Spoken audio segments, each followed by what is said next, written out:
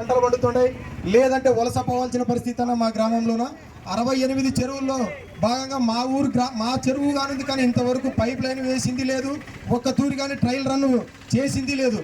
అలాగే మన ప్రస్తుతం ఉన్న ఆర్థిక శాఖ మినిస్టర్ బుగ్గన రాజేంద్రనాథ్ రెడ్డి గారు పెట్టులు పెట్టి పోరు మానుపుతున్నారు.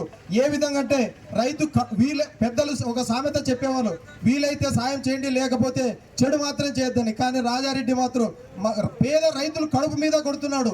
పేద రైతులు కడుపు మీద కొడుతూ ఎప్పుడు ప్రతి సంవత్సరం మా గ్రామంలోన పంటలు పండినా పండకున్నా మా మండలం కరువు మండలంగా ఉండేది. ఈ తూరి పంటలు పూర్తిగా పండలేదు. ఈ గవర్నమెంట్ వచ్చినప్పటి నుంచి కూడా వర్షాలు ఎక్కువ కూడా అతివృష్టి అనావృష్టి రెండూ ఉన్నాయి.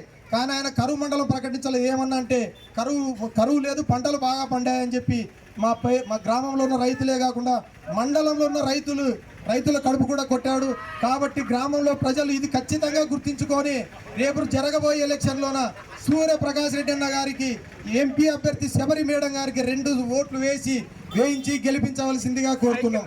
అలాగే మా గ్రామంలోన 68 చెరువుల్లో భాగంగా మా చెరువు కూడా ఉందని, అక్కడ చెరువుకి వాటర్ వస్తే ఆ ప్రాంతంలో పొలాలకి పోవడానికి దాదాపు 50-60 మంది రైతులు ఇబ్బంది పెడతారన్న. రేపు మన గవర్నమెంట్ వస్తే వారికి వాటర్ వచ్చిన తర్వాత అక్కడ చెరువుకి చుట్టూ అంటే మట్టి బండింగ్ ఏర్పాటు చేస్తే బాగుంటుందని గ్రామంలో ప్రజలు కోరుతుంటున్నారన్న. రేపు మన గవర్నమెంట్ వచ్చిన తర్వాత ఖచ్చితంగా ఇది మీరు చేయించాలి.